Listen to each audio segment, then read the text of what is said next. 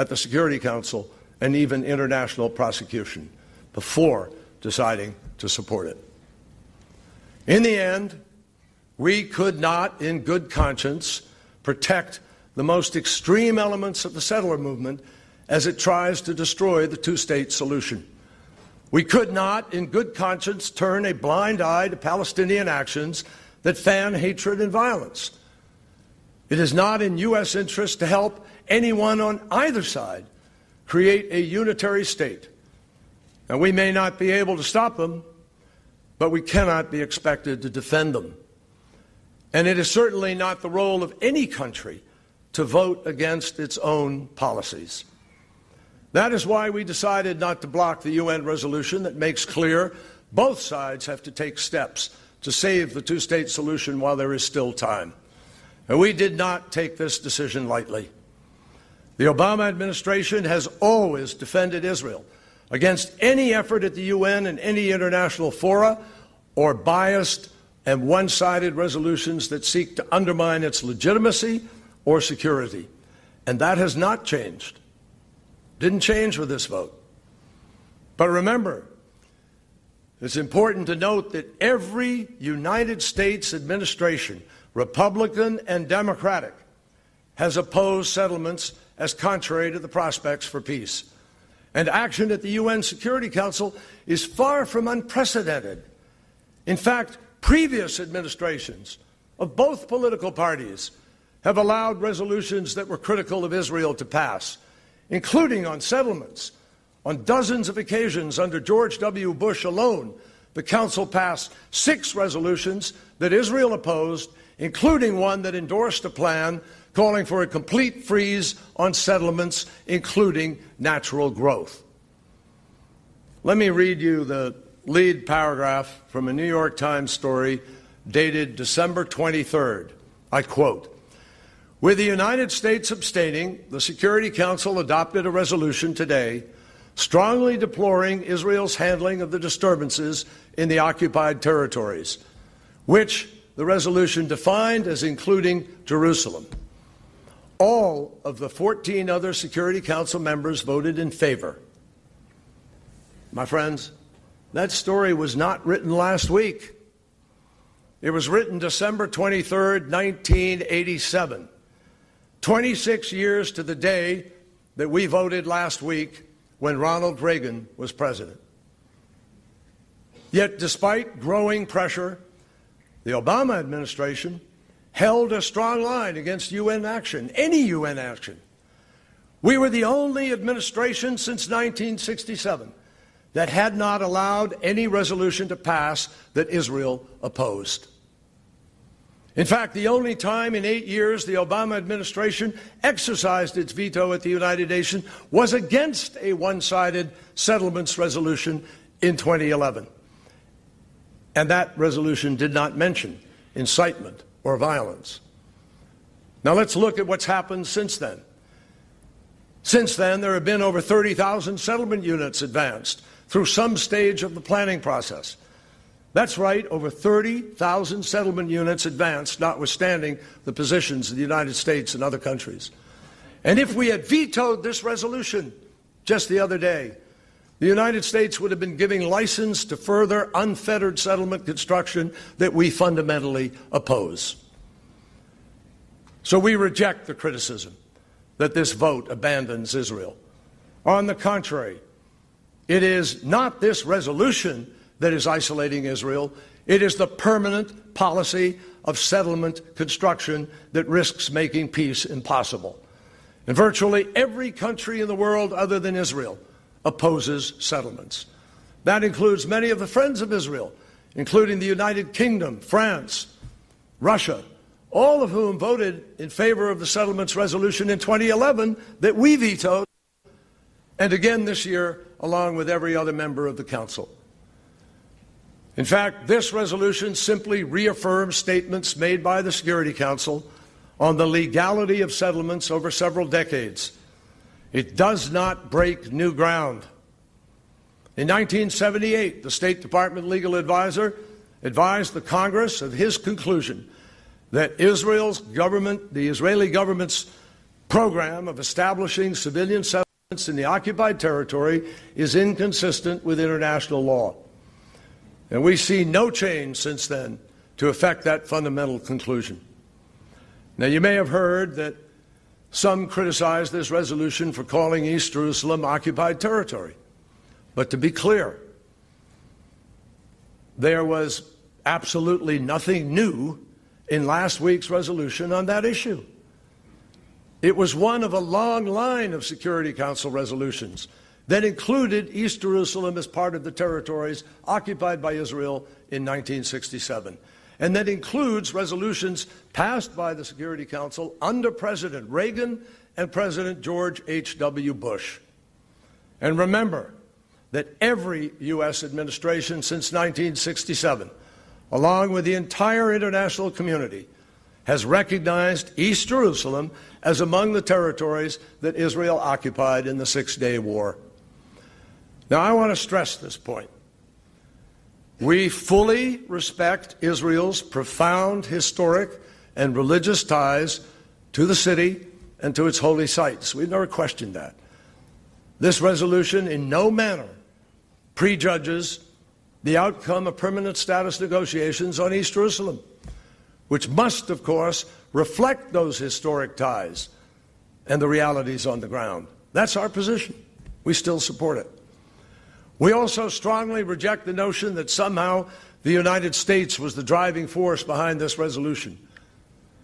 The Egyptians and Palestinians had long made clear to all of us, to all of the international community, their intention to bring a resolution to a vote before the end of the year. And we communicated that to the Israelis, and they knew it anyway.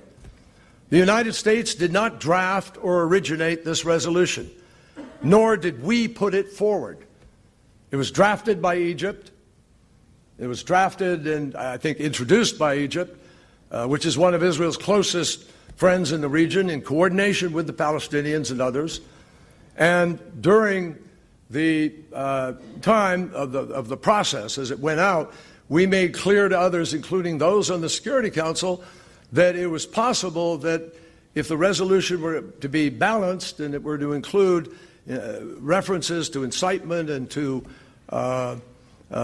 terrorism, that it was possible the United States would then not block it, that if it was balanced and fair. That's a standard practice with resolutions at the Security Council.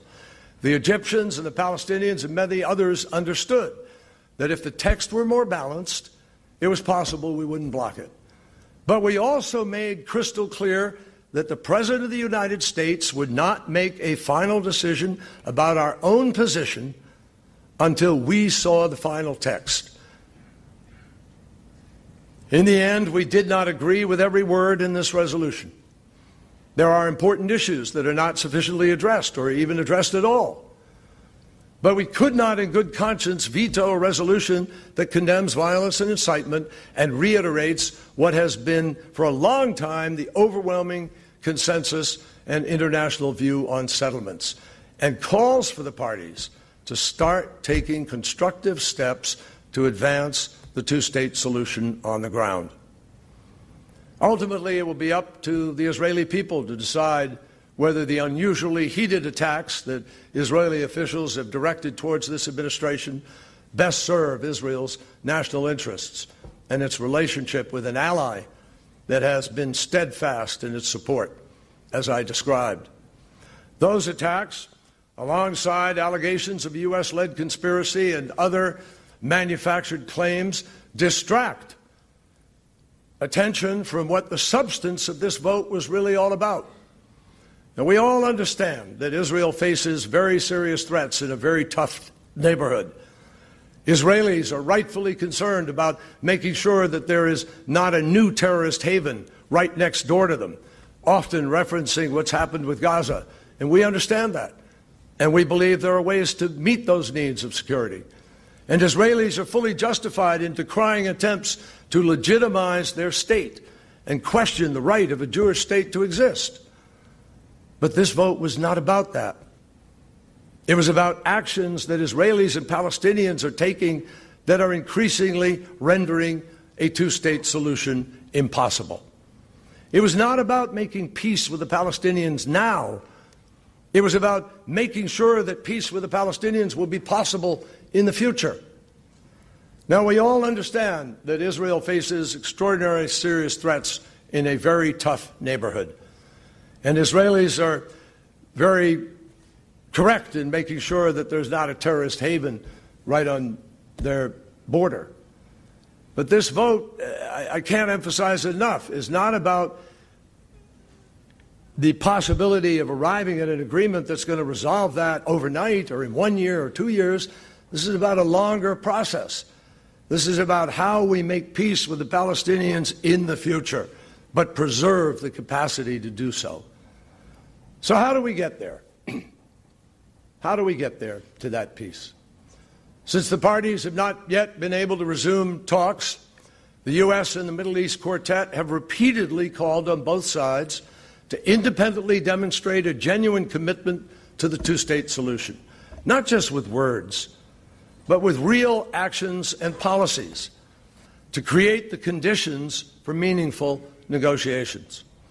We've called for both sides to take significant steps on the ground to reverse current trends and send a different message, a clear message, that they are prepared to fundamentally change the equation without waiting for the other side to act.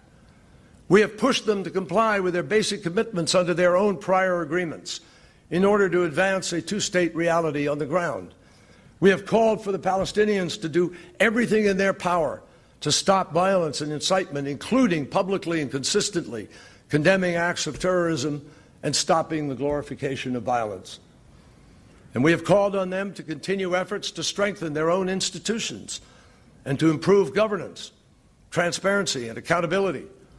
And we have stressed that the Hamas arms buildup and militant activities in Gaza must stop. Along with our quartet partners, we have called on Israel to end the policy of settlement construction and expansion, of taking land for exclusive Israeli use and denying Palestinian development. To reverse the current process, the U.S. and our partners have encouraged Israel to resume the transfer of greater civil authority to the Palestinians in Area C, consistent with the transition that was called for by Oslo. And we have made clear that significant progress across a range of sectors, including housing, agriculture, and natural resources, can be made without negatively impacting Israel's legitimate security needs. And we've called for significantly easing the movement and access restrictions to and from Gaza, with due consideration for Israel's need to protect its citizens from terrorist attacks.